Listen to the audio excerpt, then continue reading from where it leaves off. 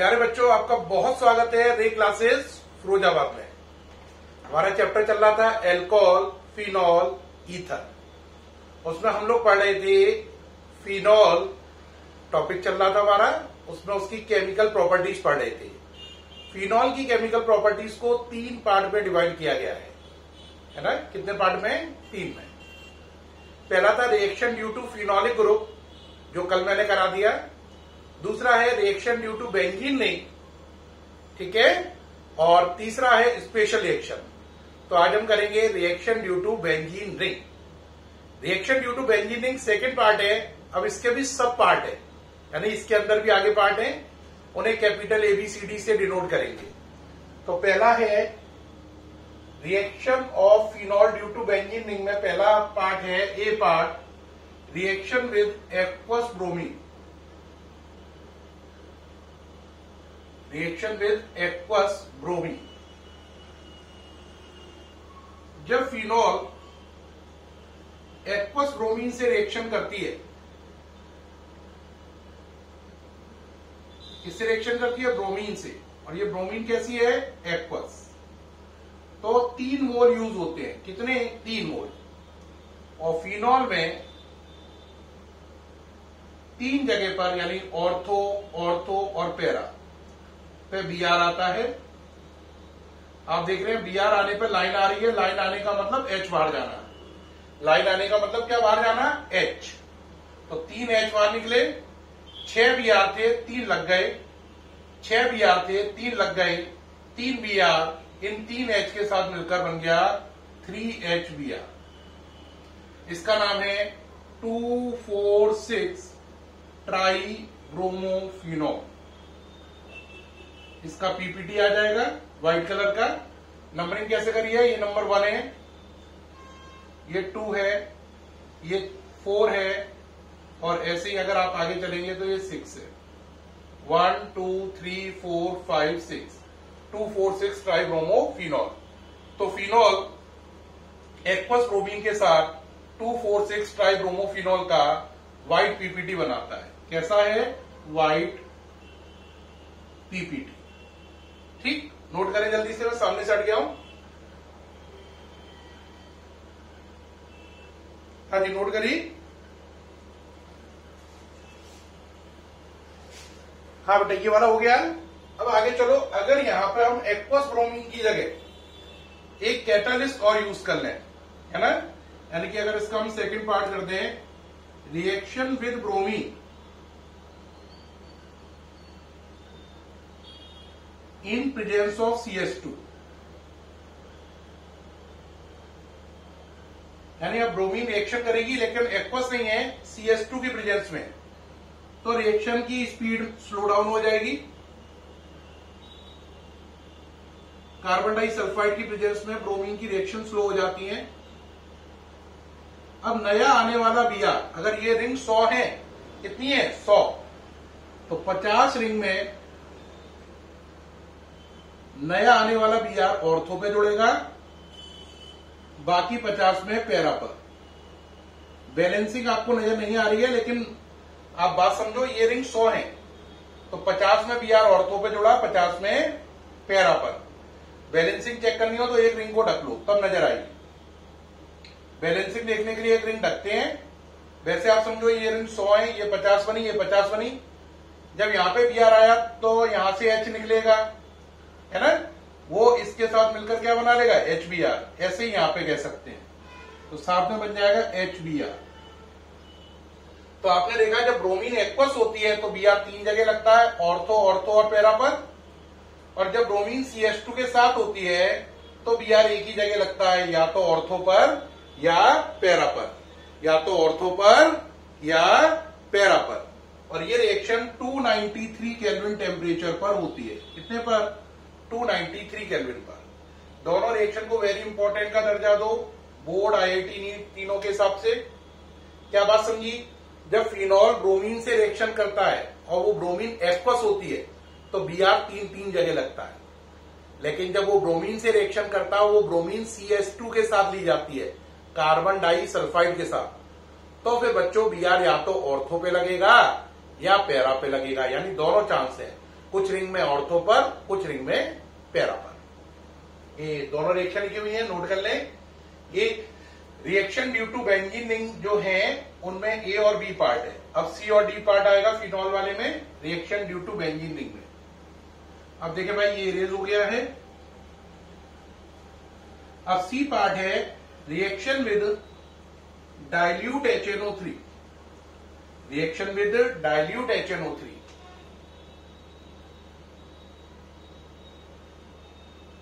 Reaction with dilute HNO3। जब phenol dilute HNO3 के साथ रिएक्शन करती है तो NO2 ग्रुप आता है या तो ऑर्थो पर या पैरा पर। HNO3 को लिख लो OHNO2। यही क्या है आपका HNO3। कैसा है? डाइल्यूट। रिएक्शन होगी तो NO2 ग्रुप जो ये वाला है ये या तो ऑर्थो पे आएगा या पैरा पर, यानी कि आधी रिंग में ऑर्थो पे आएगा, आधी रिंग में पैरा पर आएगा।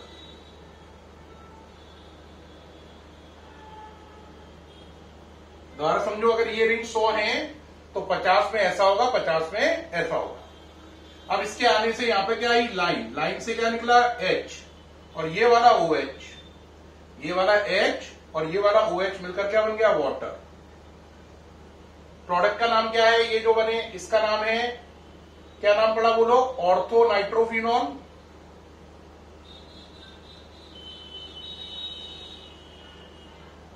इस प्रोडक्ट का नाम क्या पड़ा? Para nitrophenol. क्या नाम पड़ा? Para nitrophenol. Para nitrophenol. तो डाइल्यूट HNO3 से रिएक्शन करके फिनॉल दो प्रोडक्ट बनाती है या दो का मिक्सचर बनाती है, दो मेन प्रोडक्ट का मिक्सचर बनाती है, ortho nitrophenol, para nitrophenol. Water भी प्रोडक्ट है लेकिन इसे मेंशन नहीं किया जाएगा। मतलब अगर कोई कहेगा मेन प्रोडक्ट तो वो ऑर्थो नाइट्रोफिनॉल और पैरा नाइट्रोफिनॉल है। पानी भी प्रोडक्ट है लेकिन उसे बोला नहीं जाता है। तो बोला ये जाएगा कि फिनॉल डाइल्यूट HNO3 से ऑर्थो नाइट्रोफिनॉल और पैरा नाइट्रोफिनॉल का मिक्सचर बनाती है। हालांकि पानी भी ऐसे प्रोडक्ट बनता है लेकिन उसे बोला नहीं जाता है। अब डी नंबर आया। डी नंबर है reaction with concentrated HNO3।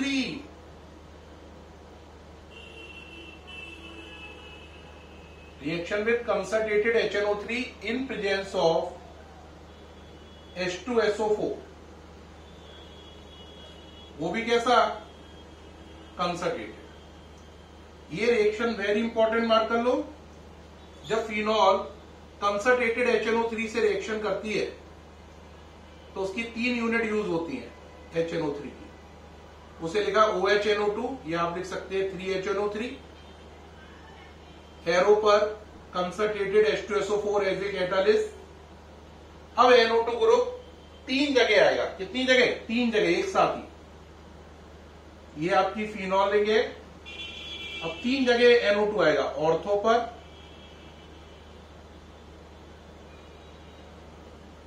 Para पर, ऑर्थो पर। 3 जगह आया, 3 वाटर मॉलिक्यूल बाहर निकल गए।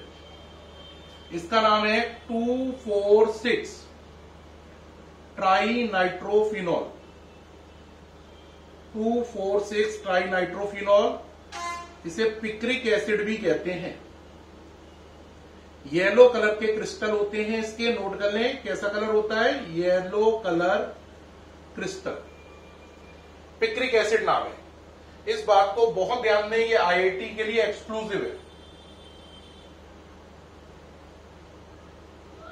पिक्रिक एसिड पे क्वेश्चन नीट में भी पूछा गया है और IIT में भी। क्वेश्चन क्या आता है? क्वेश्चन ये आता है, ऐसा कौन सा एसिड है जो एसिड होने के बावजूद उसमें COOH ग्रुप नहीं है? क्या क्वेश्चन आता है? ऐसा कौन सा एसिड है जिसमें COOH ग्रुप नहीं है फिर भी वो एसिड माना जाता है? तो आंसर है पिक्रिक एसिड। अगर आप ध्यान से देख रहे हो, ये हटा दूं थोड़ा सा, ये देखिए पिक्रिक एसिड को अगर आप ध्यान से देखें तो इसका नाम है पिक्रिक एसिड, लेकिन इसके अंदर आप देखें एक भी COOH ग्रुप नहीं है। अब एक बच्चे के दिमाग में होगा, सर अगर इसमें COOH ग्रुप नहीं है पिक्रिक एसिड में तो इसका नाम एसिड क्यों पड़ा? बेटा 3NO2 ग्रुप का जो असर होता है ना वो COOH ग्रुप से भी ज्यादा होता है। 3NO2 ग्रुप अगर रिंग पे लग जाए तो उनका असर COOH ग्रुप से भी ज्यादा हो जाता है। तो 3NO2 ग्रुप की वजह से इसका एसिडिक कैरेक्टर बहुत ज्यादा होगा, यानी कि 3NO2 ग्रुप का असर COOH ग्रुप से भी बड़ा होता है। तो इसका एसिडिक कैरेक्टर उन एसिड से भी अच्छा होगा जिनमें COOH ग्रुप है, क्योंकि 3NO2 ग्रुप मिलकर COOH ग्रुप से भी अच्छा असर देते हैं। तो पिक्रिक एसिड ऐसा एसिड है which does not contain COOH group, which does not contain COOH group, तब भी ये एसिड है। पिक्रिक एसिड इसका नाम है। ठीक है, नोट कर लें जल्दी से, सामने से हटा हुआ हूं। हाँ ठीक हो गया, हो गया भाई। अब चले, नेक्स्ट नंबर है नाइट्रोसेशन। कौन सा नंबर हुआ ये? ई। नाइट्रोसेशन में हम इसकी रिएक्शन कराते हैं HNO2 से। किससे? HNO2 से। तो नेक्स्ट नंबर है ई नंबर, नाइट्रोसेशन। इसमें हम लेते हैं फिनॉल, उसकी रिएक्शन HNO2 से कराते हैं, उसे लिखते हैं OHNO, नाम है HNO2, नाइट्रस एसिड। पहले अपन करा रहे थे नाइट्रिक एसिड से, HNO3 से, ये नाइट्रस एसिड है HNO2। अब इसमें क्या होता है, ये फिनॉल लिया आपने, जो आपका NO ग्रुप है ये वाला, यहां पे आप फिनॉल में लाइन खींच दो तो क्या बाहर निकल आएगा? H। तो ये H और ये OH बाहर निकल गया वाटर बन के, यहां पर NO ग्रुप आ गया, पानी बाहर निकल गया। NO ग्रुप को बोलते हैं नाइट्रोसो, तो इसके पैरा पोजीशन पे नाइट्रोसो है, इसे बोलते हैं नाइट्रोसो। क्या बोलते हैं? नाइट्रोसो। तो इसलिए नाम पड़ा इसका पैरा नाइट्रोसोफिनॉल। क्या नाम पड़ा? पैरा नाइट्रोसोफिनॉल। अब पैरा नाइट्रोसोफिनॉल बना, अब आपने इसका ऑक्सीडेशन कराया, वाटर को यहां की जगह यहीं पे लिख दो माइनस करके। अब आपने इसका फर्दर ऑक्सीडेशन कराया, है ना, वाटर को यहां की जगह यहीं पे लिख दिया, क्योंकि इसे अभी आगे काम में लेना है। तो पानी होने से डिस्टर्बेंस होता तो एरो पे लिखा दिया है। अब अगर आप एक और वो लोगे, ऑक्सीडेशन कराओगे, तो ये NO और O मिलकर बन जाएगा NO2, नाम बदल के हो जाएगा पैरा नाइट्रोफिनॉल। क्या नाम हो जाएगा? Para nitrophenol. ये प्रोडक्ट बन जाएगा पैरा नाइट्रोफिनॉल। क्या बन जाएगा? Para nitrophenol.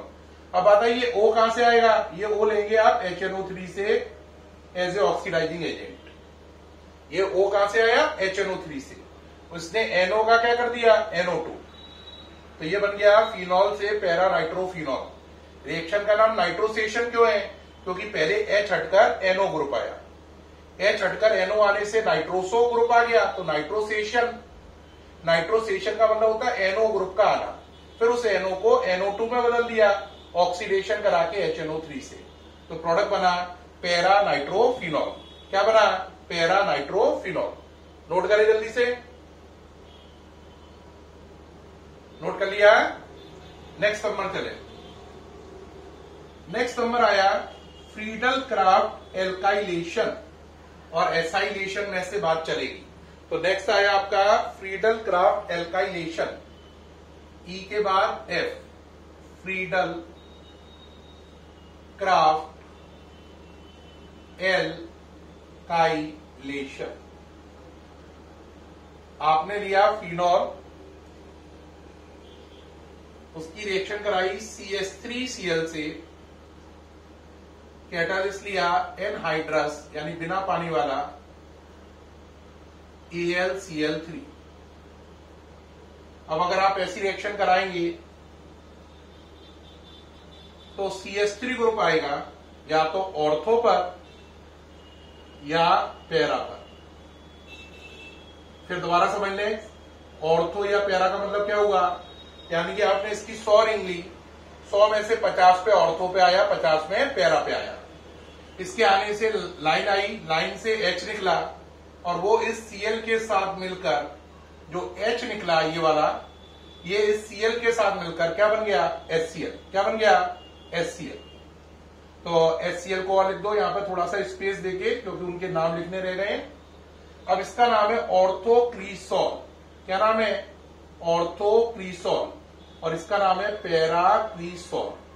तो दो प्रोडक्ट बने मेन, ऑर्थोक्रीसोल, पैराक्रीसोल। हालांकि HCl भी बना है, लेकिन मेन प्रोडक्ट कौन है? ऑर्थोक्रीसोल और पैराक्रीसोल। तो फिनॉल का फ्रीडल क्राफ्ट एल्काइलेशन कराने पर ऑर्थोक्रीसोल और पैराक्रीसोल का मिक्सचर बनता है।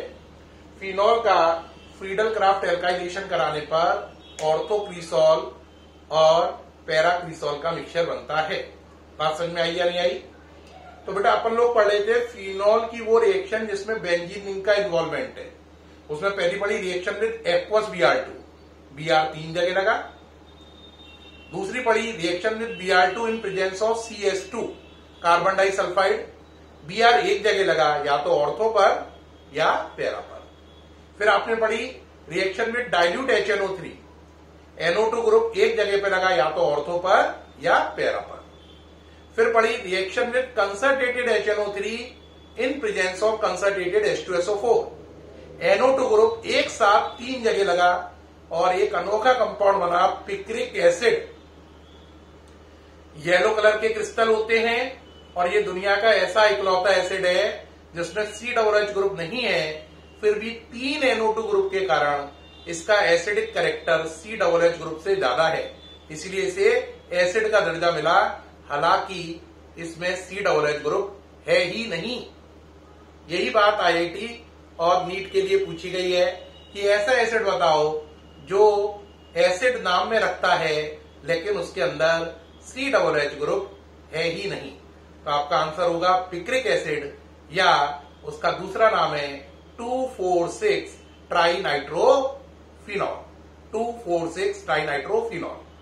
फिर आपने पढ़ा नाइट्रोसेशन, यानी NO ग्रुप आया। नाइट्रेशन में NO2 आता है, नाइट्रोसेशन में NO आता है। नाइट्रेशन HNO3 से करते हैं और नाइट्रोसेशन HNO2 से करते हैं। HNO3 को नाइट्रिक एसिड बोलते हैं, नाइट्रिक एसिड, जबकि HNO2 को नाइट्रस एसिड कहते हैं। ठीक। फिर हमने इसके बाद पढ़ा कि भाई इसका फ्रीडल क्राफ्ट रिएक्शन कराया तो मिक्सचर बना ऑर्थोक्रीसोल और पैराक्रीसोल का। ये आप नोट कर लें, मैं सामने से हटा हुआ हूं, जल्दी से कर लें। टाइमर लगाए भाई, जल्दी जल्दी कर लें। हाँ जी, हो गया। अब इसके बाद F के बाद अगला आएगा G। G नंबर इसका लास्ट नंबर है reaction due to benzene ring वाले का। फिर उसके बाद स्पेशल रिएक्शन शुरू होंगी। G नंबर है सल्फोनेशन, हिंदी में सल्फोनीकरण। सल्फोनेशन में क्या करते हैं? फिनॉल लेते हैं, इसकी रिएक्शन H2SO4 से कराते हैं। किससे? H2SO4 से, कंसंट्रेटेड H2SO4 से। दो अलग अलग टेम्परेचर पर मेंशन कर रहे हैं इसे। किस पर? दो अलग अलग टेम्परेचर पर मेंशन कर रहे हैं। एक है 288 से 293 केल्विन। क्या आप देख पा रहे हैं साफ सुथरा या नहीं? नहीं देख पा रहे हैं, थोड़ा बड़ा लिखें और बढ़ा लो। 288 से 293 केल्विन। देख पा रहे हैं भाई? अब तो 288 से 293 केल्विन टेम्परेचर। दूसरा केस है हाई टेम्परेचर पे रखेंगे और वो हाई टेम्परेचर होगा 373 केल्विन। जब आप लो टेम्परेचर पे रखेंगे तो फिनॉल में SO3H आएगा ऑर्थो पोजीशन पर, और जब हाई रखेंगे तो SO3H आएगा लेकिन ऑर्थो पे नहीं, पैरा पोजीशन पर, है ना। H2SO4 को अगर मन में आप मान रहे हैं OH SO3H, तो आप देख रहे हैं SO3H यहां पे आने से क्या आई? लाइन। SO3H यहां पे आने से क्या आई? लाइन। ये लाइन आने से जो H निकला वो इस OH के साथ क्या बन जाएगा? पानी। ये बैलेंस हो गया। लाइन आने से जो H निकला वो इस OH के साथ क्या बन जाएगा, पानी। तो अगर आप टेम्परेचर लो रखेंगे सल्फोनेशन में तो आपका प्रोडक्ट जो बनेगा वो ऑर्थो होगा, और हाई रखने पर पैरा। इसका नाम है ऑर्थो हाइड्रोक्सी सल्फोनिक एसिड या benzene sulphonic acid. Ortho hydroxy benzene sulphonic acid. इसका नाम है para hydroxy benzene sulphonic acid. Para hydroxy benzene sulphonic acid, इनके नाम है ortho hydroxy benzene sulphonic acid और para hydroxy benzene sulphonic acid. Note करें, ये है सल्फोनेशन। कौन सी है, सल्फोनेशन। इस रिएक्शन को करते ही आपका फिनॉल की केमिकल प्रॉपर्टीज कितने पार्ट में थी, 3। पहला था reaction due to phenolic group, कल वाले वीडियो में कवर किया।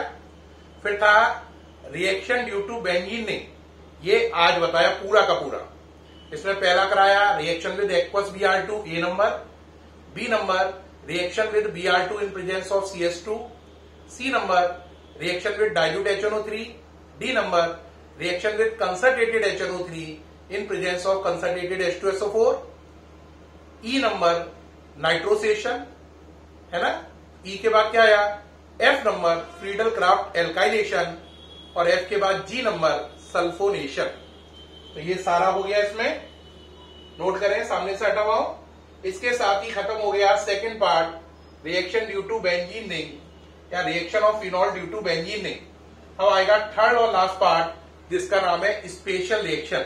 जैसे स्पेशल रिएक्शन कंप्लीट होंगी फिर फिनॉल के केमिकल टेस्ट आएंगे, फिनॉल कंप्लीट होगा, फिर ईथर कंप्लीट होगा और चैप्टर खत्म हो जाएगा। ठीक है, तो अब आगे बढ़ते हैं स्पेशल रिएक्शन। हटा दें। अब चले भाई special reaction. Third number special reaction. इस कैटेगरी में भी बहुत सारी रिएक्शन है जो हमारे कोर्स में है। अब बहुत सारी है तो हमें कौन कौन सी पढ़नी है उसमें से स्टार्ट करो। पहला नंबर 1 2 3 करके स्टार्ट करते जाएंगे। पहला नंबर है रिडक्शन।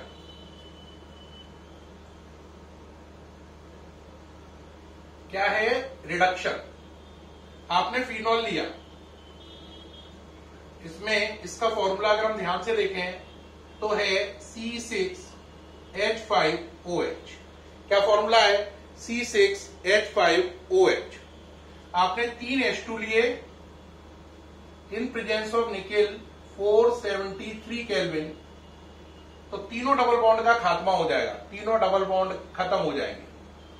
बात को ऐसे समझना, ये OH लगा हुआ है, देखो ये वाला डबल, एक H2 से ये वाला डबल बॉन्ड गया, दूसरे H2 से ये वाला गया और तीसरे H2 से ये वाला गया, ये खत्म हो गया। ये बना साइक्लोहेक्सेनॉल, तीनों डबल बॉन्ड खत्म हो गए। ये था फिनॉल, अब बन गया साइक्लोहेक्सेनॉल, तीनों डबल बॉन्ड का फिनिश हो गए, खत्म हो गए।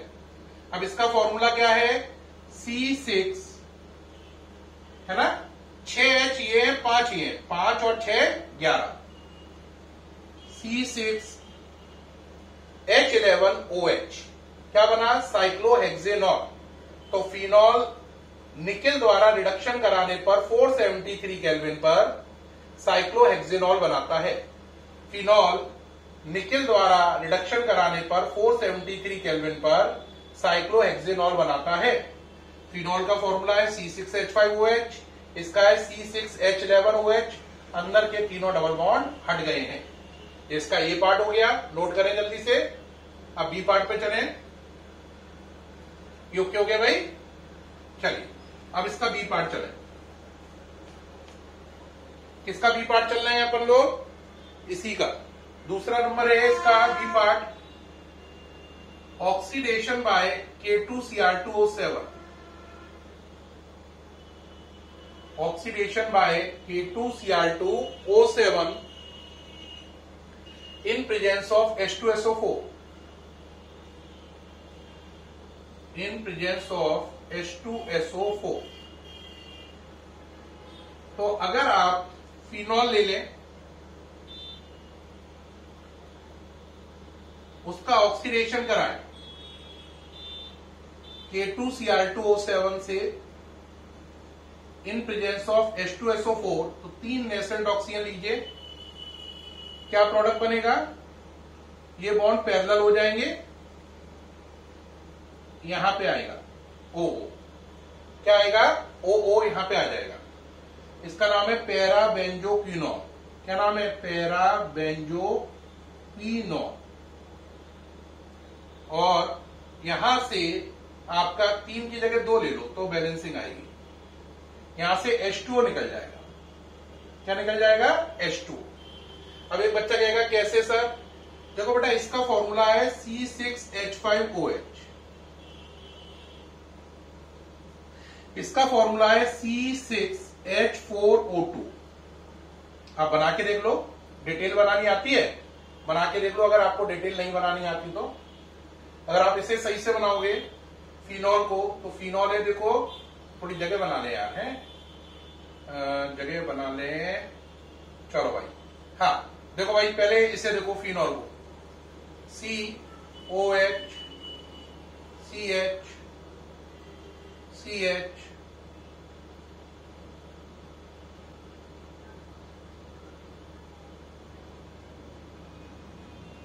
आप इससे कैलकुलेट कर लो। फॉर्मूला क्या है? C6H12345OH। अब अगर आप पैराबेंजोक्विनोन को बनाएं, किसको? पैराबेंजोक्विनोन को। ये तो फिनॉल हो गया। क्या फॉर्मूला है? C6H5OH।